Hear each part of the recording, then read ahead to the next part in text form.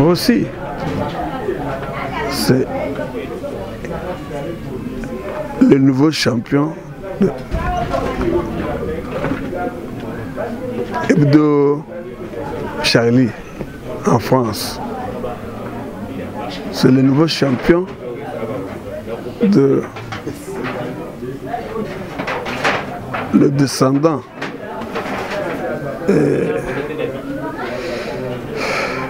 aussi, c'est un combattant qui est mort l'arme à la main dans un combat citoyen pour la liberté de son peuple. Il est accompagné à Tchébé, à Lumumba, à Franck Diong, tiré par la police, puisque cette balle-là a été payée par mon argent que je contribue. Et on a utilisé cette balle-là pour tuer la population. Mon fils. Rousseau Azalaki vraiment espoir à libota mobimba oyo. Espoir ya bato ebele. Po azaya azana baleke ebele na sima na ye. O bazali ko compter na ye un jour ou espérer kozwa quelque chose epa na ye. Rousseau abanda ba makambo na ye banda bomwana. Ko sensibiliser baninga la quartier na koma ki ata na niveau universitaire te. To bongisa venir to sala boye. Kosangisa bambongo bakende pour basala terrasse na venir ba bongisa po mayambule za ko déranger. Aussi azaki mobile moko azaki na ambition de.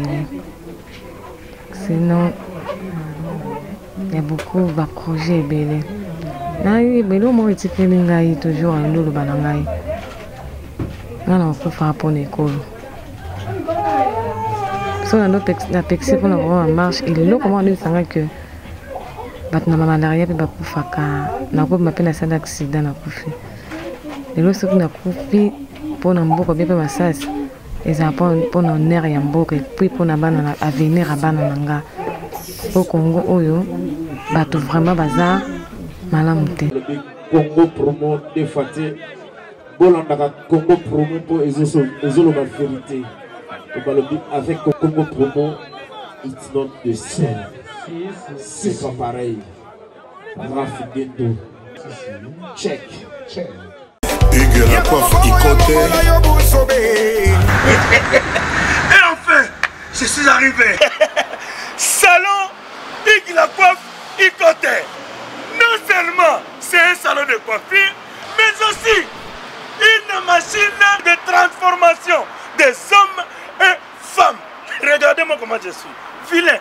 Mais attendez, 2 minutes, Bogart. Vous allez voir.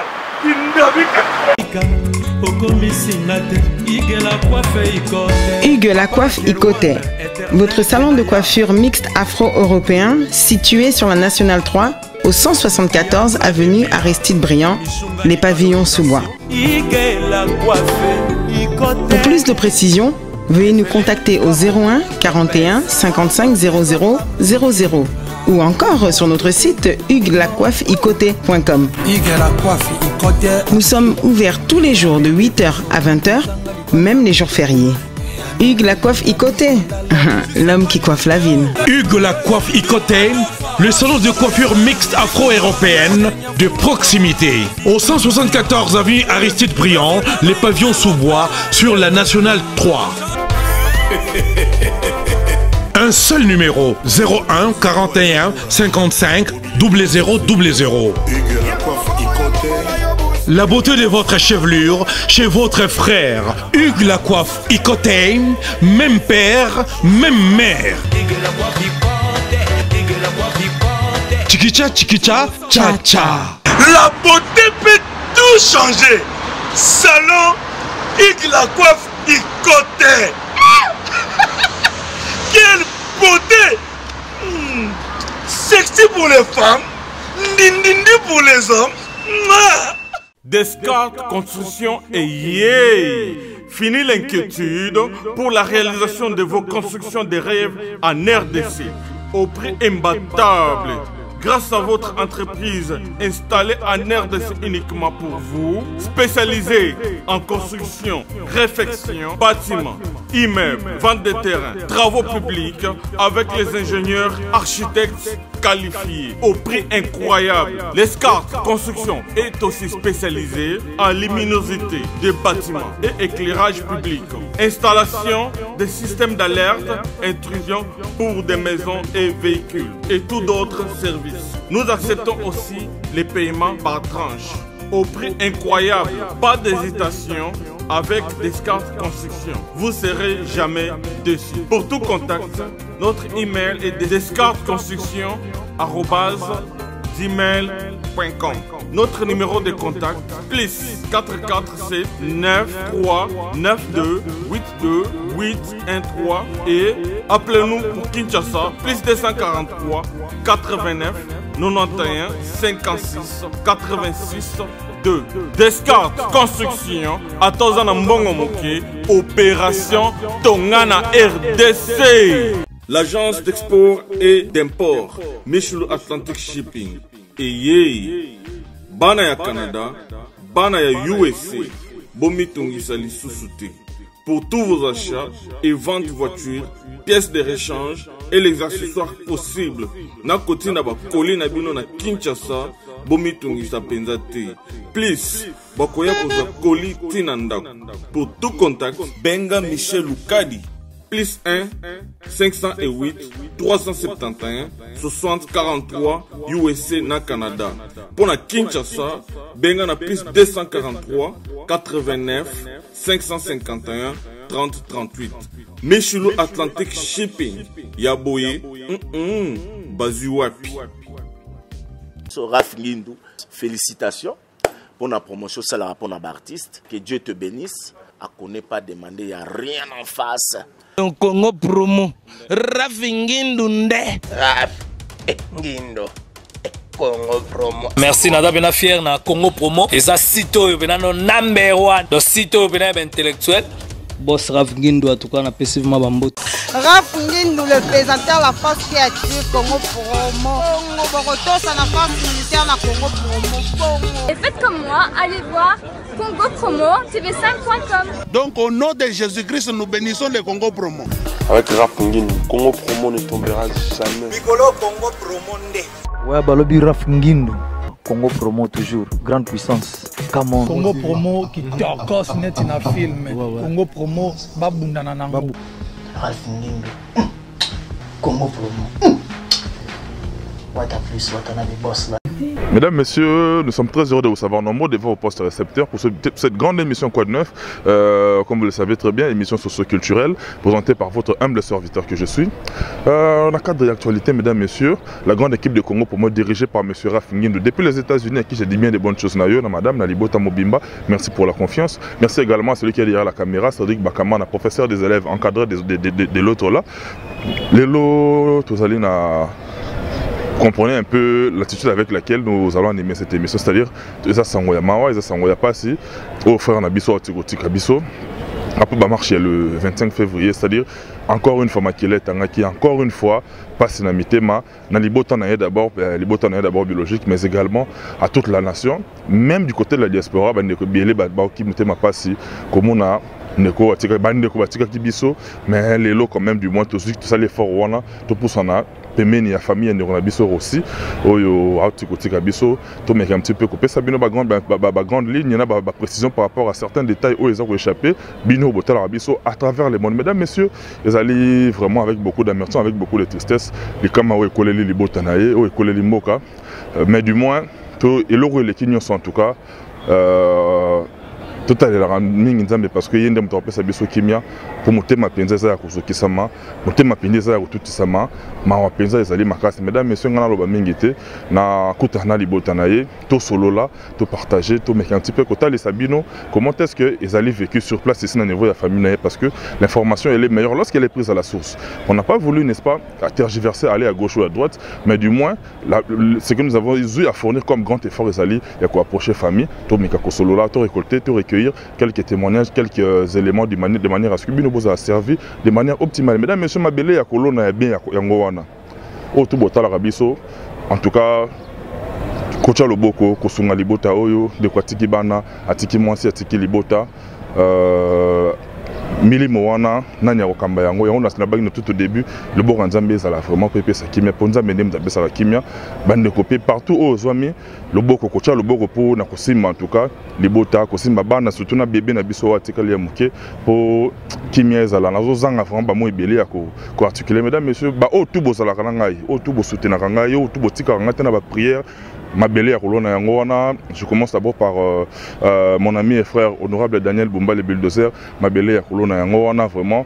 Ceux qui ont le boko, mais également notre sponsor, le président Raoul Machoupe, le grand samouraï depuis la ville de Tokyo, au Japon. Raoul Machoupe, responsable de la maison d'Imoda Fashions, au niveau Yalo Bumbashi, Zabongo sur l'avenue Maniema numéro 80, entre Kambo et Venaro. D'Imoda Fashions, au niveau de Bumbashi, Raoul Machoupe, le président, grand samouraï, Tchalo Boko Pena pour la bande de Corona, ça vraiment on a besoin d'un coup de pouce. Na bien union so, Jos Chingo Mama Stananga à Liverpool, Philippe Mbele, Blaise Samba, mais également na Yol Soussou Nekunangai, grand frère Nangai, Antoine Mokonzia Dorian Feza, parent Brian en Italie, et puis na France na Pessi, coup de pouce et puis bon les mbaté Pena Kusunga Libota, on a toujours un mingi Pena soutien parce que soutien ça a matériel té, ne fût-ce qu'il y a conseil, ne fût-ce qu'il y a prière, et ça Pena important pour na Libota na moment oyo, au batu Sami, na France wana Nekunangai, to Chamvumbi les boursiers valables, merci na binotu mesdames messieurs na loba mingi té, na tamblo na bandeko, et puis laissez-moi vous dire à tout de suite. Mesdames, Messieurs, Bolanda qui annonce Nabiso, on n'a pas voulu aller dans la rue, mais l'information elle est meilleure lorsqu'elle est prise à la source. Ah, tout ça bongo, na commune Yamakala, place de Tokuta na papa Nabiso, papa ya frère Nabiso, Rossi, au Atika Kibiso, na ba circonstance au Biso Nabino Toyebi, papa Aza hyper tendu, Aza il lui faut beaucoup de repos, mais du moins accorder Biso moins quelques minutes, mais qu'on soit là. Toye ba déroulement ya ba obsèques qui ne ndenge nini na ba partenaire nyonso o bozala na biso mabele ya olona yango oyo parce que famille oyo baza na blessure ya makasi pour tu perdre un grand responsable de cette famille. D'entrée de jeu papa na biso mbote na mona kuma na tuno boni yo nazo mona kuna na rotuna ngote mais permettre na tuna yo boni papa malam malgré malade madame je suis debout comme mon fils na télé pour Nayamabino. Je peux te remercier pour la disponibilité papa. Parce que nous sommes suivis à travers le monde entier. Tout le Congo karaté, tout le monde entier pour la bande koyo. Bazomona kaka ba vidéo, bazomona ba photo ya Rossi, ba yebi Rossi te. Yo za papa, oza géniteur ya ndeko biso Rossi. En quelques minutes kaka. Qui est Rossi? Rossi, c'est le nouveau champion de Hebdo Charlie en France. C'est le nouveau champion de le descendant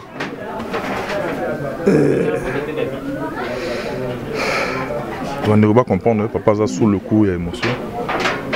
Aussi, c'est un combattant qui est mort l'arme à la main dans un combat citoyen pour la liberté de son peuple. Il est à comparer à Tchébé, à Lumumba, à Franck Diong et à tous les combattants de la liberté du peuple. Il est mort au front par son courage et par une balle tirée par la police. La police qui est censée nous protéger, nous civils, ainsi que nos biens. Puisque cette balle-là a été payée par mon argent que je contribue. Et on a utilisé cette balle-là pour tuer la population. mon fils, que celui qui a tué et tous ses commanditaires soient maudits. Même avec leurs enfants, jusqu'à la 4e génération, qu'ils ne trouvent pas la paix dans leur maison, dans leur foyer, dans leur famille, dans le voyage, partout. Parce que Rossi était un tout pour moi. Un monument aussi pour moi. Je vais tenter d'enterrer Rossi avec honneur. Mais qu'on cesse de présenter Rossi comme étant un délinquant ou bien mal appris. Non. Rossi a un père. Un peuple sans repère est considéré comme un corps sans âme. Mais Rossi a un repère, un nom, une ville, un village, une tribu, un clan. Dans son clan, au moment où je vous parle, il y a deuil. On invoque tout le monde. Tout le monde. En commençant par ici à Kinshasa, aller même jusqu'à Sangalubango. On pleure aussi. Mais notre papa, je tenais à faire, à marteler par rapport à un point. Rossi, le frère qui nous a quittés, a combattu pour la nation. C'est-à-dire, en dehors même du côté politique, c'était un sportif de haut vol, c'était un sportif de haut niveau qui a eu à prester en dehors du pays sous le label de la RDC. C'est-à-dire, il avait le drapeau de notre pays, il a eu à l'élever à un niveau très élevé par rapport au sport qu'il a eu à pratiquer. Est-ce qu'aujourd'hui, d'après notre papa, la nation est reconnaissante vis-à-vis de ce vaillant monsieur qui a eu à combattre pour son intérêt par rapport à cette nation-là? Le gouvernement n'est pas reconnaissant. N'est pas reconnaissant. Parce que Rossi est revenu. Il avait la possibilité de fuir. Il m'a dit non papa, je ne veux pas fuir mon pays. Parce que je peux fuir et couler à l'océan Atlantique, à la mer Rouge. L'avion peut cracher dans l'air. Mais moi je vais rentrer au Congo-Kinshasa pour le pays. Et il est effectivement rentré ici à Kinshasa où il a trouvé la mort. Son sang doit être écrit en lettres d'or, en majuscule. Mukendi Chimanga Rossi, licencié en relations internationales. Il a un nom par le professeur Philippe Biyoya. Il a enterré, il a écrit des ouvrages que ceux qui l'injurient là ne le connaissent pas. Mais lorsque vous voyez certains communicateurs osent, si je peux le dire ainsi, osent caricaturer Rossi comme étant un badaud, comme étant un bandit, ça vous donne quel sentiment? Un sentiment d'ingratitude. D'ingratitude manifeste. Parce que ceux qui disent là ne connaissent pas qui est Rossi. Qui est Rossi. Même sur le plan intellectuel, ils ne peuvent pas se mettre, faire 2 minutes ou bien 3 minutes avec Rossi dans un débat officiel à la télévision, même avec son petit frère. Ils ne peuvent pas faire un débat à la RTNC, dans des chaînes nationales. Ils ne peuvent pas, ils ne pouvaient même pas. Mais Rossi appartient au passé. Mais moi je suis encore vivant. Vivant. Qu'on ne vienne pas me parler, oh non, voilà, vous êtes... Non, moi j'ai éduqué mon enfant avec mon propre argent. L'argent d'un fonctionnaire, on gagne combien? C'est un message que je lance à tout le monde, à toute la jeunesse, de rester debout, vigilant, crédible, respectant les engagements et non pas être derrière l'argent. Pour que quand on vous donne un $20, un $10, et vous devez sortir pour chanter, louer. Enfin, il y a des récitations que je donnais toujours à mes enfants et à aussi le laboureur et ses enfants. Les animaux malades de la peste, tous étaient atteints, mais tous ne sont pas morts. Mais tous les jeunes, peut-être, sont atteints par la corruption. Mais tous n'ont pas accepté la corruption. Donc aussi, Chimamouken n'a pas voulu accepter d'être corrompu et de servir une caisse de résonance contre son peuple. Merci beaucoup notre papa, on devrait vous laisser aller vous reposer. Mais par rapport à toutes ces personnes qui nous suivent à travers le monde, qu'ils retiennent quoi par rapport à tout ce qui est organisation, par rapport aux obsèques, ça se passe comment? C'est quoi? Est-ce que jusque-là il y a déjà un programme qui a été établi? Jusque-là, il n'y a pas encore un programme. Aujourd'hui, on est parti embaumer son corps. C'est quand le corps sera embaumé qu'on pourra fixer le programme. Mais entre-temps, il y a l'adresse de sa grande sœur qui est connue. Ça peut passer par là. L'argent parviendra toujours. Que ce soit sa cousine, il n'y a que 2 numéros officiels qui sont connus. S'il y a moyen, essayez un peu de donner ces numéros-là, les numéros à travers lesquels tout celui qui veut atteindre la famille peut passer par ces derniers. Il n'y a que Mireille qui n'est pas ici, mais qui est à la maison, qui peut vous passer ces 2 numéros-là.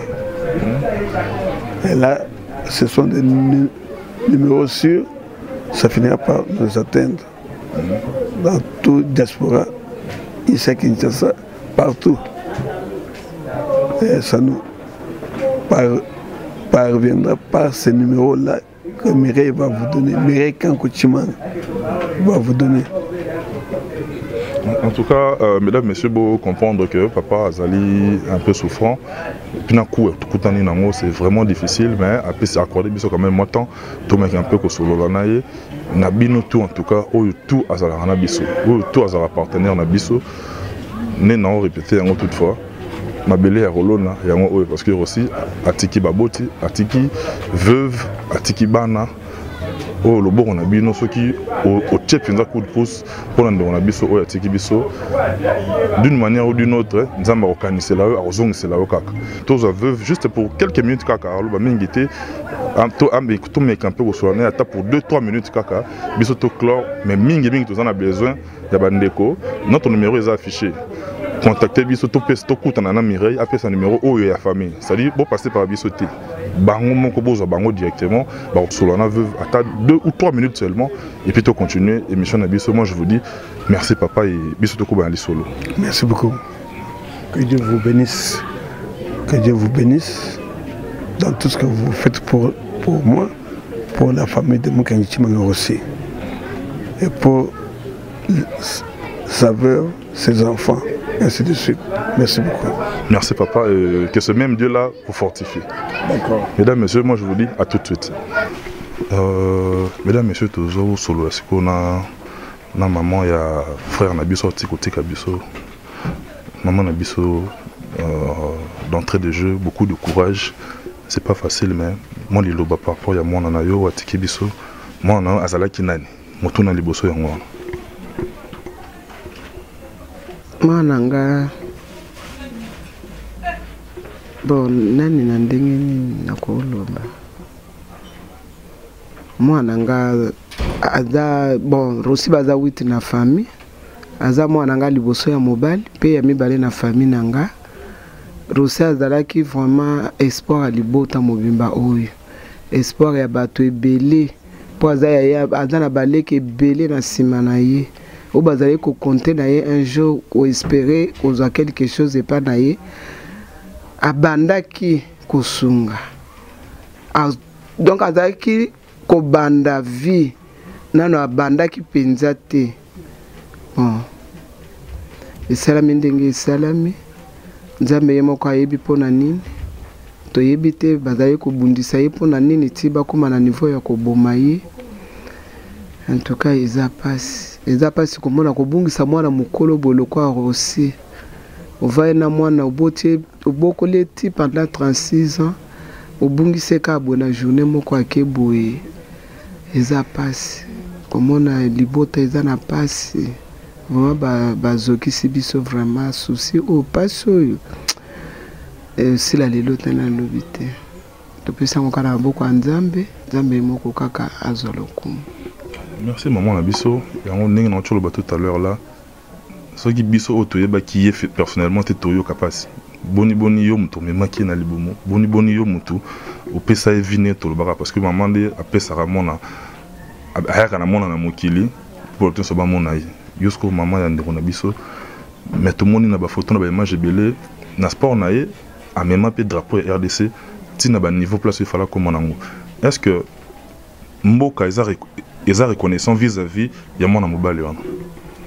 En tout cas mboka comme tel na niveau ya gouvernement totikala kozwa assistance moko te ata ntango akendeki kobunda bitumana ayeki na coupe ayeki na médaille abatikala vraiment koassiste te to kopesa oyo esengelaki te mpo balakaki bango ke bakopesa bango mwa quelque chose mpo ndenge moto abimi ake abundi ezalaki mpona ye moko te ezalaki mpona mboka mobimba aye na coupe aye nango mpona nation mobimba récompense moko te eloko moko te moto azwa mpe dossier eza na finance eza na budget avant de la dossier ti akufa mpe dossier ekenda etikala lettre morte ti lelo rosi azokende abundi mingi mpona mboka oyo rosi soki bato bazoloba mabe oyo bazoloba mpona rosi eza mpo bayebi ye te bao bayebi rosi kokola na ye na kobotama na ye rosi abanda bamakambo na ye banda bomwana kosensibilize baninga ya quartier nana akomaki ata na niveau universitaire te tobongisa avenir tosala boye kosangisa bambongo bakende mpo basala terase na avenir babongisa mpo mai ya mbula ezali kodéranger wana kaka bainitiative ya moto oyo atanga oyo aza na mayele rosi azalaki moto soki abandi likambo ne ya kokóma nango ntina suka azalaki soki bato balobi ye ya koyoka ti ntango ya koya kosukisa kaka na ndenge abe ya kokonseye bato donc soki alobi bokomona ke wi eza ya solo bolandi mpe bomoni ke boke avant mais eza pasi kobungisa mwana mokolo boye biso tobotaki ye ubie tobotaka bino mpo ntango biso tokokóma mibange bino bozwa relève ya baleki na bino na nsima mpe na biso baboti obokola biso sikoyo ekomami mpe na bible baboti bakunda bana te me bana bakunda baboti biso tokomi kokunda oyo ya biso mwana oyo azalaki lokola nzete apio nayebi te. En tout cas c'est vraiment triste bandeko baolanda bazo comprendre dans quel état émotionnel maman na biso aza nango. Mais je voudrais un petit peu lancer un message par rapport à toutes ces personnes qui nous suivent à travers le monde, surtout dans la Kinshasa, capitale ya RDC.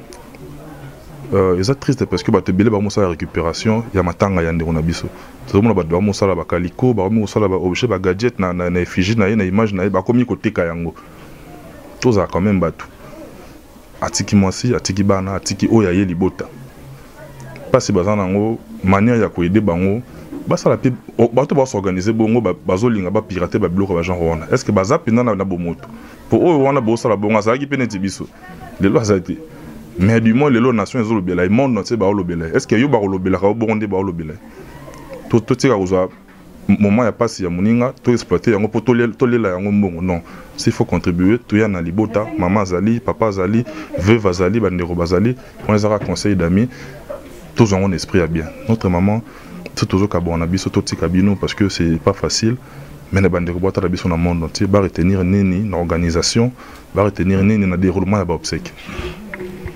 Bon, si ce programme dans le topé c'était pour qu'on résoudre na morgue bazo compliqué kaka to yebite soki pona nini lelo ba okene batie montambo lobi tango ba okena mbongo basengi babakisi lobi kuna babakisi melelo to kanisi na lisungi ya Nzambe ekokene malamu po to engagé ba avocat na makambo ngo balandela nano bayeba eza nini balingi nini soki eza mbongo to luka mbongo to futa basala musalo ba kosala biso tozo senga beaucoup plus babimisa koro yango wana soki bambome yango babimisa yango bakene nango na hôpital ya Njili ya ba chinois po wana ekozala bakobomba yango malamu ke ezala kuna toyebite na tango ya okende kobimisa yango soki bakosenga montant nini toyebite tozo senga soki bambome yango babimisa yango bakene nango na hôpital ya Njili ekozala malamu mingi tozana bato ya bien baza mieux placé ya ko garder corps wana ebeba te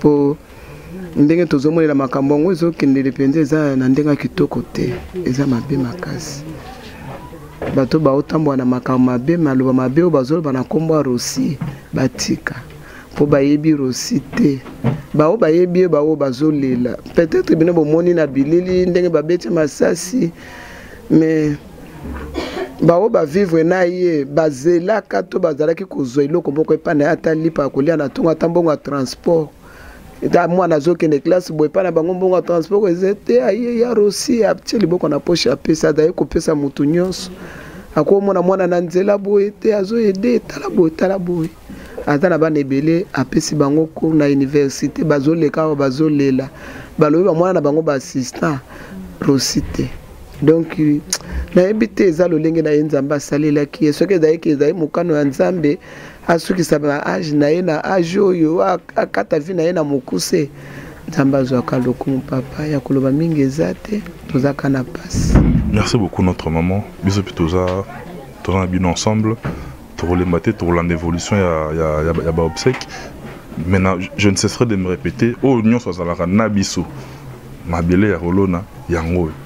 On a le loban de Zongelara Yangoana. Merci à vous, mesdames, messieurs. Bonne continuation. Mesdames, messieurs, comme je l'ai dit tout au début de cette émission, nous avons eu à parler avec le papa de notre regretté aussi. Sur la on a veuve de Gonabiso. D'abord, madame Mbotenayo et beaucoup de courage d'abord. Bonne nuit. Un peu bien. Un peu bien. Par la grâce de Dieu, ça va un peu. Madame Toko, en fait, je ne vais pas comprendre le soir, tout ça, na place de Matanga, il y a mon moi, moi makelele, mon azolela, c'est tout à fait normal de comprendre en haut. Tout ça, c'est tant moulay penzate, donc tout est bakaka. Beaucoup mis à niveau ni par rapport à l'organisation à obsèque. Ça se passe comment ici sur place, d'abord sur le plan familial. En tout cas, le niveau matanga na état naza nango vraiment nazo qui peut vraiment te na sens à ma bête bah tu vas mieux placé à répondre aux questions ils ont vraiment quoi maman ya mobile nangai na yebi ke zano na morgue nazo ka moyen ba moment yango zo compliqué muke mais ils ont na niveau morgue. Évidemment, comme je l'ai dit tout au début de cette émission, en tout cas à tous nos partenaires, à toutes les personnes qui nous suivent à travers le monde, où que vous soyez, ou tout à partenaire Nabiso, Ndena Lubango souvent, Mabele et Rolona, parce que le frère qui nous a quittés a laissé derrière lui une veuve, Nebomoni, sœur Nabiso Azawa.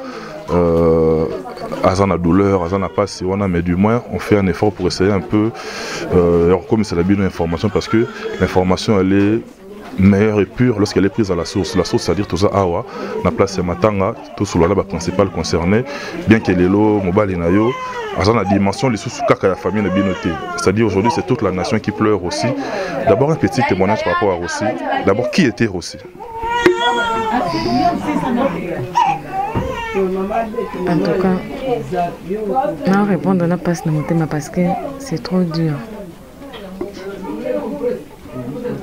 Aussi, elle a marié. C'est un licencié en relations internationales. Et puis, elle a assistant, là, il peine.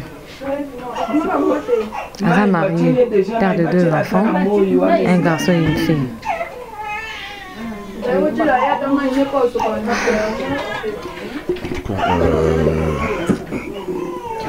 Mesdames, messieurs, chers amis qui nous suivez, c'est pas facile du tout, mais du moins, vous comprendre maman Bisso, dans quel état elle se trouve, mais du moins, elle essaie un peu de s'efforcer pour communiquer avec Bandeko.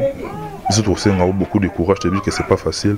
Un petit témoignage par rapport à votre mari, et puis tu évolues pour tout le Bissau Mengi Mengi Penzate. Aussi, c'est un homme fort. Aussi, avec une bonne mot, avec une ambition belle. Sinon, il y a beaucoup de projets belles. Il y a toujours un lot de banangaï. On peut faire pour l'école. Si on a la pexé pour la marche, il est là comment on dit que na malaria pe bakufaka na ko mapena sana accident na kufi lelo soki na kufi pona mboka be pe masasi eza pona honneur ya mboka puis pona bana na avenir ya bana nanga au Congo oyo bato vraiment baza malamu te. C'est un homme intègre. Si on a un homme, bato va comprendre un homme na sujet nini. C'est vraiment un homme. Il va tailler mo kwa no benga kombo mobile. Son nom parce que c'est sportif. C'est toujours que ba combat naï alors comme toujours aussi mukindi tu manga mobile. C'est un homme bien. Vous comprenez ngai. Ba témoignage je belé mais nazo et ba na niveau nazo et ba de bina fente ya ba situation na ko mo lo na za un peu troublé. So bon ça ba témoignage mukiana eza non, mesdames, messieurs, allez-y comprendre un peu dans quelle ambiance on anime cette émission. La démarche principale consiste à ce que bino tout au bozala cannabiso, c'est-à-dire au tout bozala cannabiso, beaucoup contribuer à cannabiso dans la prière, matériellement, financièrement, au tout bozala cannabiso nangai, mabele rolona yango oyo, c'est-à-dire frère nabiso atiki veuve atiki famille atiki bana. Oui, à Koufi, lobby, Torokende Tokundi, mais la vie va continuer. Nous avons assumé la responsabilité, où il y a des gens qui ont assumé.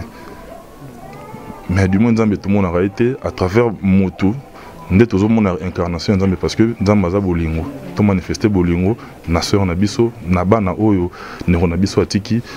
D'une manière ou d'une autre, nous avons raison que c'est le cas parce que nous avons croyants, nous avons démarqué oyo a été.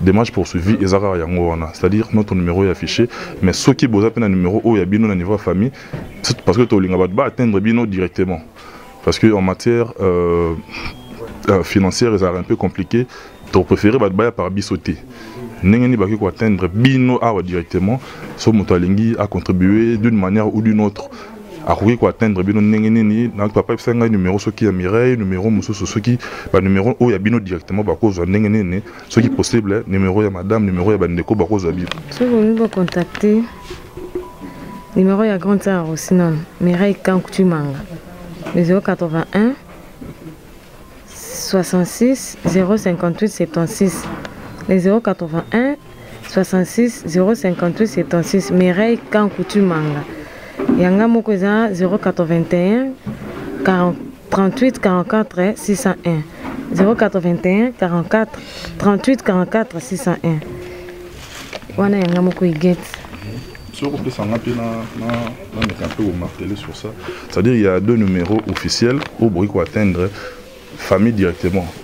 On a pas passer par biso, c'est-à-dire Kobenga Bango Malamoko.